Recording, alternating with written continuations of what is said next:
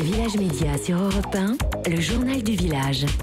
Première info, Emmanuel Macron, le président de la République, s'attaque aux fake news. Alors pour ceux qui ne le savent pas, les fake news, ce sont ces fausses nouvelles, en français, rumeurs, propagande qui se répandent via les réseaux sociaux et des milliers de comptes comme une traînée de poudre. Eh bien hier, lors de ses vœux à la presse, le chef de l'État a donc annoncé une loi pour lutter contre les fake news.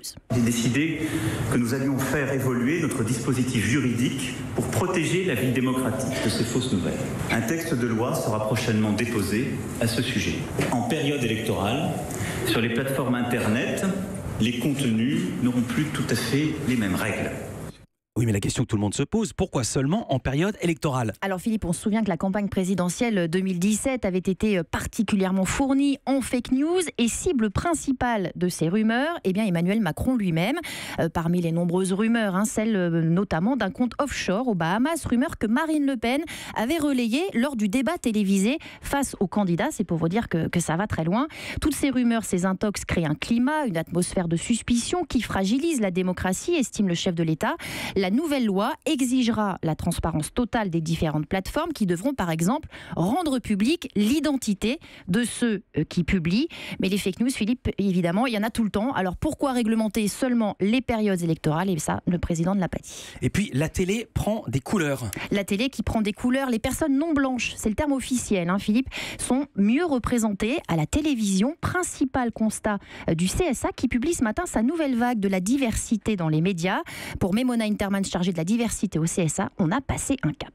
Moi, je crois que cette fois-ci, il y a une réelle accélération parce que lorsqu'on compare par rapport à 2015, dans la fiction comme dans l'info, il y a un réel bond. On est passé de 17% à 23% des personnes vues comme non blanches. C'est codé, mais tout le monde a compris que les gens qui ont des visages qui visiblement ont des racines plongeant au loin, sont davantage et mieux représentés dans les programmes de télé. Ça fait 5 ans que je me bats là-dessus avec les scénaristes, les producteurs, les patrons de chaîne. Ils ont cru au départ que j'étais une simple emmerdeuse. Je pense qu'ils ont compris que c'est de leur intérêt que la télé représente davantage le pays réel.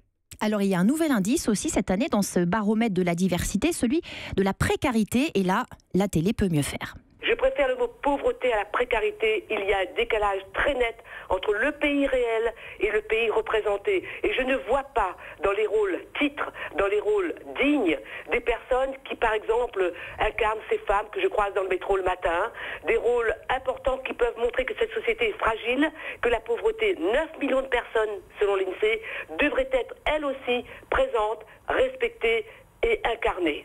Et puis on a appris ce matin la disparition de l'éditeur Paul Oczachowski-Lawrence. C'est le fondateur des éditions POL qui avait publié entre autres un Georges Perec ou Marguerite Duras.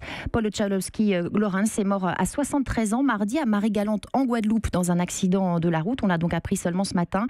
Il avait fait découvrir des auteurs comme Emmanuel Carrère, Marie Dariussec ou Camille Laurence. Merci Soisic Boisard. Europe 1.